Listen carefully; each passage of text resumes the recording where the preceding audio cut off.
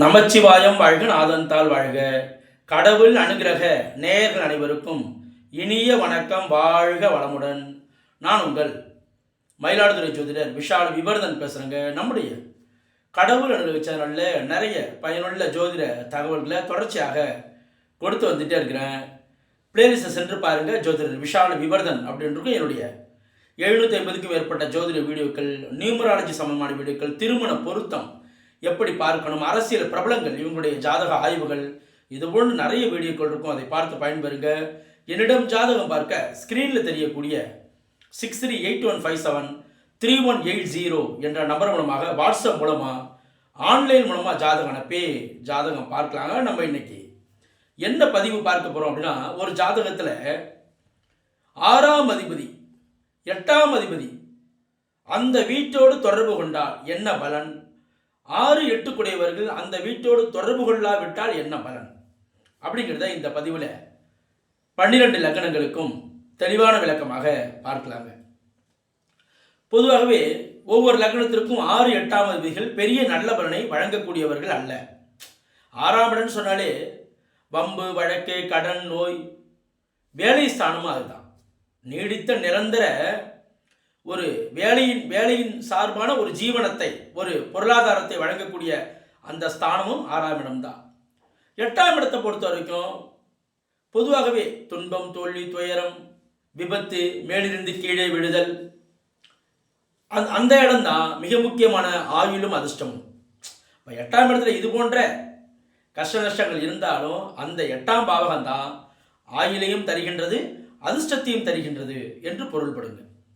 அப்போ இந்த இடத்துல 6ஆம் அதிபதி 8ஆம் அதிபதி அந்த வீட்டோடு தொடர்பு கொண்டு எந்த நிலையில் தொடர்பு கொண்டால், சுபத்துவமான நிலையில் தொடர்பு கொண்டாளா அல்லது பாவத்துவமான நிலையில் தொடர்பு கொண்டா அப்படிங்கிறத இந்த பதிவில் தெளிவான விளக்கமாக பார்க்கிறாங்க. முதல்ல மேஷ லக்னத்திற்கு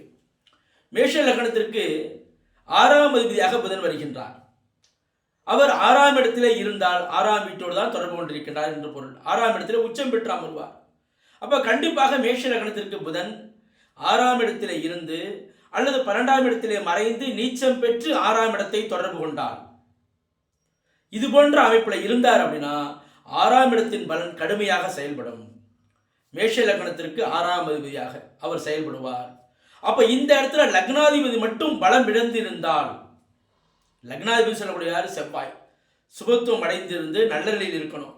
ஒருவேளை அந்த லக்னாதிபதி நீச்சமும் பெற்று பாவத்துவம் அடைந்து அல்லது அவர் இயல்பாக பாவத்துவம் அடைந்த நிலையில் இருந்தார்னா மிக மிக கடுமையான காலகட்டமாக இந்த 6ஆம் வீட்டோடு தொடர்பு கொண்ட புதனுடைய 17 ஆண்டுகள் இருக்கும். லக்னாதிபதி பலம் பெற்று இருந்தார்னா கஷ்ட நஷ்டங்கள் இருந்தாலும் எல்லாவற்றையும் சமாளித்து கொண்டே வந்து கொண்டிருக்கின்றார் என்று பொருள்படும். அப்ப 6ஆம் இடத்தோடு அவர் தொடர்பு கொண்ட நிலையில் கண்டிப்பாக லக்னாதிபதி பலம் இழந்த நிலையில் பாதிக்கப்படுவார். லக்னாதிபதி பலமான நிலையில் எதையும் சமாளிப்பார். மேஷ லக்னத்திற்கு 8ஆம் லக்னாதிபதி வருவார். 2ஆம் இடத்திலே இருந்தால் அவர் 8ஆம் இடத்தை பார்த்து 8ஆம் செயல்படுவார். 8ஆம் இடத்திலே இருந்தாலும் 8ஆம் செயல்படுவார். சிம்மத்திலே இருந்தாலும் அவர் 8ஆம் செயல்படுவார். லக்னத்தில் இருந்தால் கூட லக்னாதிபதியாக செயல்படுவார். சார், அவருடைய 8ஆம் பார்வை இருந்தாலும் 8ஆம் பார்வைக்கான பலன் சற்று கடுமையான அமைப்பாக இருக்காது. நீங்க ஒரு பாயிண்ட் எடுக்கலாம். சார், லக்னாதிபதியாக இருந்தாலும் அவர் லக்னத்தில் இருந்தால் லக்னாதிபதியாக செயல்படுவார். சார், 8ஆம் அந்த லக்னத்தில் இருந்தாலும் தன்னுடைய 8ஆம் பார்வையாக தன்னுடைய வீட்டை பார்ப்பாரே சார், பார்ப்பார். ஆனால் 8ஆம் பார்வையினுடைய பலன் கடுமையான பலன் பார்வையினுடைய அமைப்பாக இருக்காது. ஆனால் 2ல் இருந்தார்னா அந்த 8ஆம் வீட்டை வலுத்து பார்ப்பார். ஆனால் இந்த இடத்துல என்ன ஒரு பாசிட்டிவான பாயிண்ட் கிடைக்கணும் அப்படின்னா, அந்த செவ்வாய் சுபத்துவமான நிலையில் இருக்க வேண்டும்.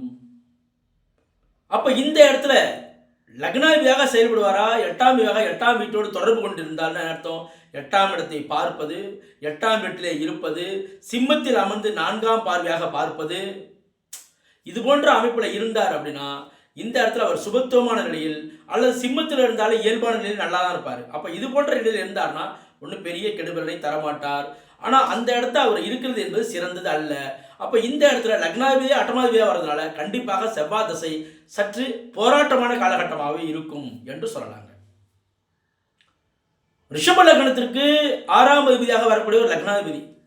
லக்னத்தில் இருந்தால் லக்னாதிபதி, 6ஆம் வீட்டிலே இருந்தால் 6ஆம் அதிபதி, 12ஆம் வீட்டிலே இருந்தாலும் 6ஆம் அதிபதி. 12ஆம் வீட்டிலிருந்து தன்னுடைய 7ஆம் பார்வையாக 6ஆம் வீட்டை பார்ப்பார். அப்ப அவர் எந்த நிலையில் இருக்கார்? 6ஆம் அதிபதியாக செயல்படுவாரா, லக்னாதிபதியாக செயல்படுவாரா? அப்ப இந்த இடத்துல லக்னாதிபதியாகி அவர் 6ஆம் வீட்டிலே இருந்தால் 6ஆம் அதிபதியாக செயல்படுவார். நல்ல வேலையை கொடுப்பார். சுபத்துவமான நிலையில் அல்லது இயல்பான நிலையில் ஆட்சி பெற்ற நிலையில் இருந்தால், பாவத்துவம் அடைந்த நிலையில் வேலை சார்ந்த விஷயங்களில், ஜாதகருடைய அந்த ஹெல்த் சார்ந்த விஷயங்களில் எல்லாவற்றிலையும் பிரச்சனைகளை தருவார். 6ஆம் அதிபதியாக 6ஆம் வீட்டிலேயே அவர் இருந்தால், 6ஆம் இடத்தை பார்த்தால் பாவத்துவம் அடைந்த நிலையில் பிரச்சனை தருவார். சுபத்துவம் அடைந்த நிலையில் நல்ல வேலையை, நீடித்த நிரந்தர வேலையை தருவார். தொழில் சார்ந்த விஷயங்களில் கடனை கொடுத்து விடுவார்.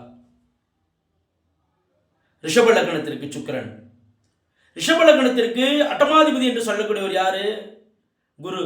அவரே 11ஆம் அதிபதியாக வருகின்றார். எந்த வீட்டோடு தொடர்பு கொள்கின்றார்? 7ஆம் வீட்டிலே இருந்தால் 11ஆம் வீட்டை பார்ப்பார்.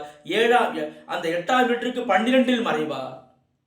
8ஆம் இடத்திலே அவர் இருப்பது, 8ஆம் வீட்டை 2ஆம் இடத்திலே அமர்ந்து 8ஆம் வீட்டை பார்ப்பது, சிம்மத்திலே அமர்ந்து 8ஆம் வீட்டை பார்ப்பது, இது போன்ற அமைப்பில் இருந்தார்னா அவர் அட்டமாதிபதியாக செயல்படுவார்.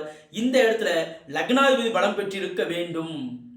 8ஆம் வீட்டோடு அவர் தொடர்பு கொண்டால் தூரதேச இடங்களுக்கு நகர்த்தி அவர் நன்மைகளை செய்வார். உள்ளூரிலே இருந்தால் கண்டிப்பாக பெரிய ஒரு வளர்ச்சியை தரமாட்டார். கடுமையான போராட்டங்களை அவர் தருவார். லக்னாதிபதி இந்த இடத்திலே அட்டமாதிபதி 8ஆம் இடத்தோடு தொடர்பு கொண்டு லக்னாதிபதி பலம் இழந்த நிலையில் கண்டிப்பாக அந்த குருதசையினுடைய 16 ஆண்டுகளும் ஜாதகர் கடுமையாக போராடக்கூடிய தன்மையை தருவார்.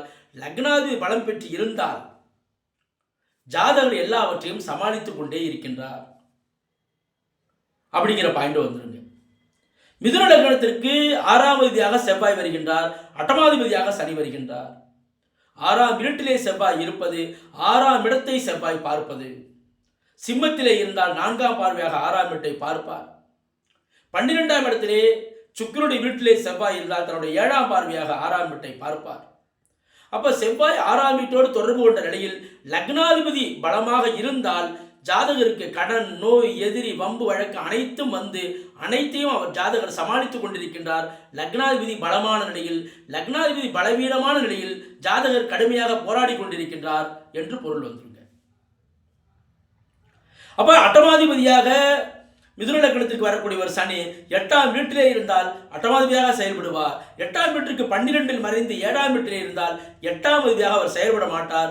2இல் அமர்ந்து சனி தன்னுடைய 7ஆம் பார்வையாக 8ஆம் வீட்டை பார்த்தாலும் அட்டமாதிபதியாகவே செயல்படுவார். 8ஆம் வீட்டிற்கு அவர் 8இல் மறைந்து சிம்மத்திலே சற்று பகைத்தன்மையோடு இருந்தாலும் 8ஆம் வீடாக செயல்பட மாட்டார்.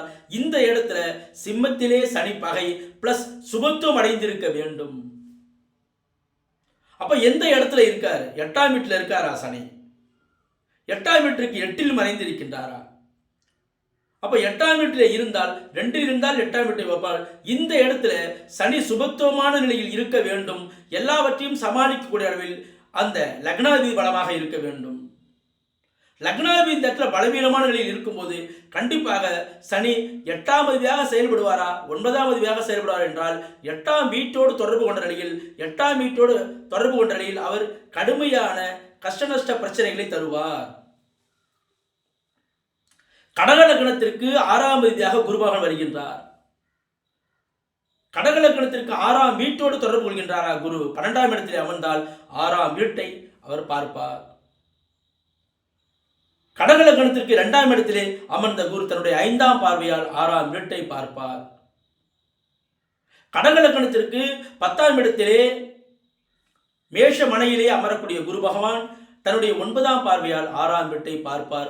6ஆம் இடத்திலே குரு இருப்பது, 9ஆம் பார்வையாக பார்ப்பது, 7ஆம் பார்வையாக பார்ப்பது, சிம்மத்தில் அமர்ந்து 5ஆம் பார்வையாக பார்ப்பது, இது போன்ற அமைப்பில் அவர் 6ஆம் அதிபதியாக செயல்படுவார். 9ஆம் அதிபதியாக செயல்பட மாட்டார். கடக லக்னத்திற்கு 9ஆம் வீட்டிலே அவர் இருக்க வேண்டும். 9ஆம் வீட்டோடு தொடர்பு கொள்ள வேண்டும். 6ஆம் அதிபதியாக செயல்படக்கூடிய குரு நல்ல நிலையில், பாவத்துவம் அடையாத நிலையில், லக்னாதிபதி பலமான நிலையில் இருக்கும்போது நீடித்த நிரந்தர வேலையை கொடுப்பார். தொழில் அபிவிருத்தி செய்ய மாட்டார். அப்ப அவர் எந்த அமைப்பில் இருக்கார் அப்படிங்கிறத நீங்க சீர்தூக்கி பார்க்க வேண்டும். லக்னாதிபதி மட்டும் பலம் இழந்து விட்டால் இந்த இடத்துல 6ஆம் அதிபதி கடுமையான கடன், நோய், தொந்தரவு, பிரச்சனைகள், வழக்குகளை தருவார். லக்னாதிபதி பலமான நிலையில் 6ஆம் அதிபதி தசை நடத்தினாலும் 6ஆம் வீட்டோடு தொடர்பு கொண்டு தசை நடத்தினாலும் ஜாதகர் எல்லாவற்றையும் சமாளித்துக் கொண்டிருக்கின்றார்.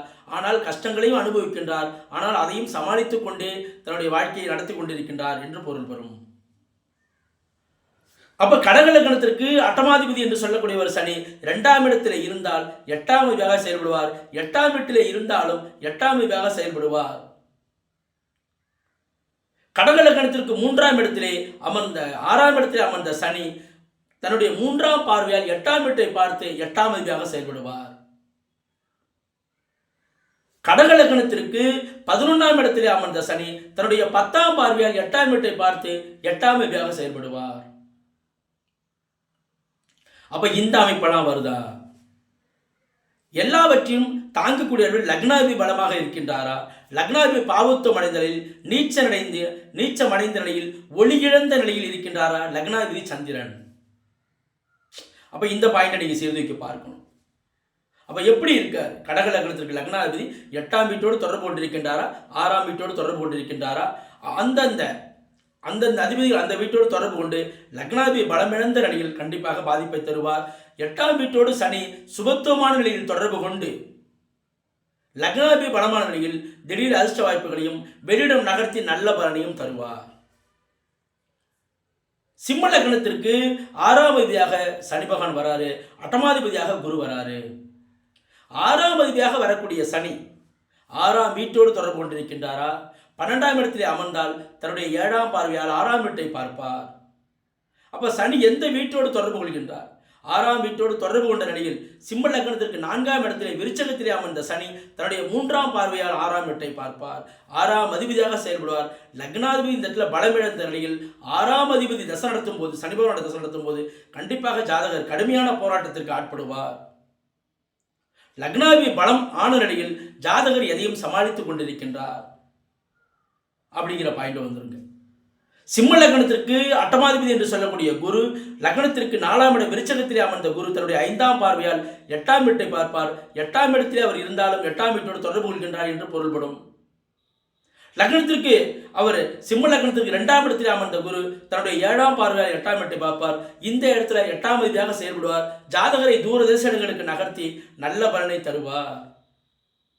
5ஆம் அதிபதியாக அவர் செயல்பட மாட்டார் என்ற அடிப்படையில் ஜாதகர் தொழில் ரீதியான விஷயங்களில் பெரிதாக ஆர்வம் காட்டாமல் வேலை சார்ந்த விஷயங்கள் வெளியிடத்தை நோக்கி சென்று ஆர்வம் காட்ட வேண்டும். லக்னாதிபதி பலமான நிலையில் தொடர்ந்து நீடித்த நிரந்தர வேலை வெளியிடத்தில் கிடைக்கும். லக்னாதிபதி பலமிழந்த நிலையில் ஜாதகர் 8ஆம் வீட்டோடு தொடர்பு கொண்ட நிலையில் குரு இருக்கும்போது ஜாதகர் கடுமையாக போராடி கொண்டே இருப்பார். லக்னாதிபதி பலமிழந்த நிலையில் கன்னி லக்னத்திற்கு 6ஆம் அதிபதியாக வரக்கூடியவர் யாருன்னா சனி பகவான். 8ஆம் அதிபதியாக வரக்கூடியவர் செவ்வாய். சனி 6ஆம் வீட்டிலே இருந்தால் 6ஆம் அதிபதியாக செயல்படுவார். 12ஆம் இடத்திலே அமர்ந்தாலும் 6ஆம் அதிபதியாக செயல்படுவார். கன்னி லக்னத்துக்கு 4ஆம் வீட்டிலே அமர்ந்த சனி தன்னுடைய 3ஆம் பார்வையால் 6ஆம் வீட்டை பார்த்து 6ஆம் அதிபதியாக செயல்படுவார். சனி சுபத்துவமான நிலையில் நீடித்த நிரந்தர வேலையை தருவார். லக்னாதிபதி பலமான நிலையில் லக்னாதிபதி பலமிழந்த நிலையில் 6ஆம் வீட்டோடு சனி தொடர்பு கொண்டு தசை நடத்தினால் கண்டிப்பாக ஜாதகருக்கு கடன், வம்பு, வழக்கு, நோய், தொந்தரவை தந்து கொண்டே இருப்பார். அவர் 6ஆம் வீட்டிற்கு 12இல் மறைந்த 5ஆம் இடத்தில் இருந்தால் இது போன்ற நோய் தொந்தரவை அவர் தரமாட்டார். லக்னாதிபதி பலமாக இருக்க வேண்டும். அட்டமாதிபதி என்று சொல்லும்போது கன்னி லக்னத்திற்கு இயற்கையாகவே செவ்வாயினுடைய தசையோ செவ்வாயினுடைய புத்திய நடைமுறையுள்ள காலங்கள் கடுமையாக கவனம் செலுத்த வேண்டிய காலகட்டமாக அந்த காலகட்டம் இருக்கும். அப்ப 8ஆம் வீட்டிலே செவ்வாய் இருந்தால் 8ஆம் வீடாக செயல்படுவார். 8ஆம் வீட்டை செவ்வாய் பார்த்தாலும் 8ஆம் வீடாக செயல்படுவார். கன்னி லக்னத்திற்கு 2ஆம் இடத்தில் அமர்ந்த செவ்வாய் தன்னுடைய 7ஆம் பார்வையாக 8ஆம் வீட்டை பார்ப்பார். 8ஆம் இடத்திலே செவ்வாய் இருப்பது கன்னி லக்னத்திற்கு 4ஆம் இடத்திலே செவ்வாய் உச்சம் பெற்று அமர்ந்தாலும் தன்னுடைய 4ஆம் பார்வையாக 5ஆம் இடத்திலே அமர்ந்த மகரத்திலே அமர்ந்த செவ்வாய் தன்னுடைய 4ஆம் பார்வையால் 8ஆம் வீட்டை பார்ப்பார். அட்டமாதிபதியாக அவர் செயல்படுவார். சுபத்துவமான நிலையில் பார்க்கும்போது கெடுபலன் தராது. பாவத்துவமான நிலையில் பார்க்கும்போது கடுமையான கெடுபலனை தருவார். எல்லாவற்றையும் சமாளிக்கக்கூடியவர்களில் லக்னாதிபதி பலமாக இருக்க வேண்டும். லக்னாதிபதி பலமிழந்த நிலையில் அட்டமாதிபதியுடைய செவ்வாயுடைய 7 வருட காலங்கள் கடுமையான போராட்டமான காலகட்டமாக ஜாதகருக்கு இருக்கும் என்று சொல்லலாங்க. துலா லக்னத்திற்கு 6ஆம் அதிபதியாக வரக்கூடியவர் யார் அப்படின்னா குரு. 6ஆம் அதிபதி 6ஆம் வீட்டில் இருப்பது சரியில்லாத அமைப்பு. அவர் 12ஆம் இடத்தில் இருந்தாலும் 6ஆம் வீட்டோடு தொடர்பு கொள்வார். அவர் 2 ஆதிபத்தியம் வைக்கின்றார். 2ஆம் இடத்தில் அமர்ந்தாலும் 6ஆம் அதிபதியாக செயல்படுவார். அப்ப அவர் எங்க இருந்தால் நல்லது? 5, 11 இது போன்ற இடங்களில் இருந்தால் நல்லது.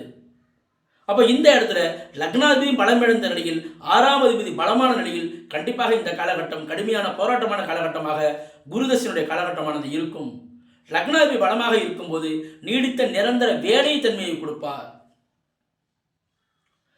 துலாம் லக்னத்திற்கு அட்டமாதிபதி லக்னாதிபதி தான் அட்டமாதிபதியாக வரார். 8ஆம் வீட்டோடு தொடர்பு கொள்கின்றாரா? லக்னாதிபதி லக்னத்தோடு தொடர்பு கொள்கின்றாரா? 2இல் அமர்ந்தால் 8ஆம் அதிபதியாக செயல்படுவார். 8ஆம் இடத்திலே சுக்கிரன் அமர்ந்தால் 8ஆம் அதிபதியாக செயல்படுவார். அப்ப அவர் லக்னாதிபதியாக 8ஆம் அதிபதியாக லக்னத்தில் இருந்தால் ஜாதகர் தொழில் சார்ந்த விஷயங்கள் ஈடுபடலாம். 8ஆம் இடத்தோடு தொடர்பு கொண்டால் ஜாதகர் வேலை சார்ந்த விஷயங்கள்ல முதலீடு இல்லாத தொழில்கள் சார்ந்த விஷயங்கள்ல கவனம் செலுத்தினால் நல்லது. ஆனால் என்ன இருந்தாலும் 8ஆம் வீட்டோடு சுக்கிரன் தொடர்பு கொண்டாலும் அவர் பாவத்துவம் அடைந்து விடக்கூடாது. அவர் இயல்பான நிலையில் இருந்தாலும் பரவாயில்லை.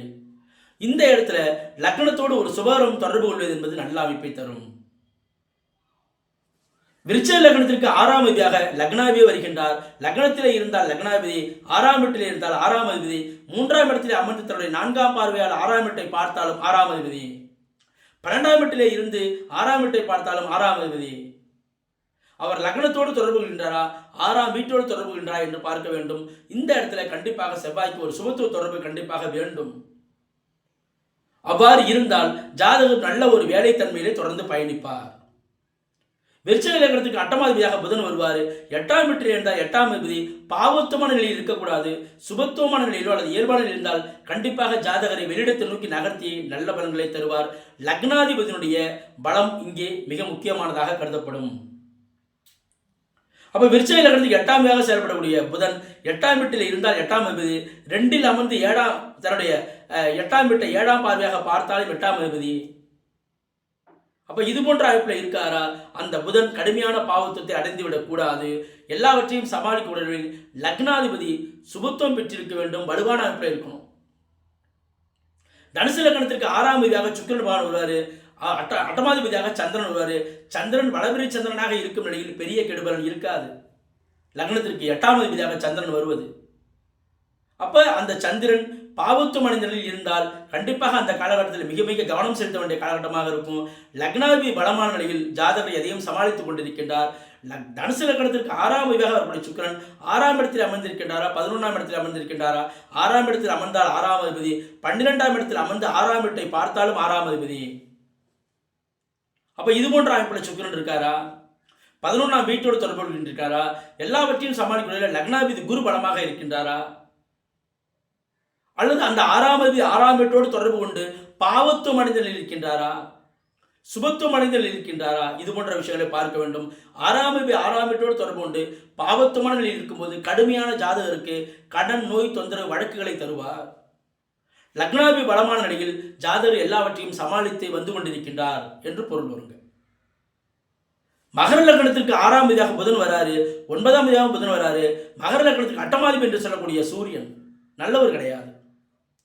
சூரியன் கடுமையான பாவத்துவமான நிலையில் தசை நடத்தக்கூடிய காலகட்டங்கள் கடுமையான போராட்டமான காலகட்டமாக இருக்கும். சூரியன் எந்த நிலையிலும் 8ஆம் அதிபதி பாவத்துவம் அடையக்கூடாது.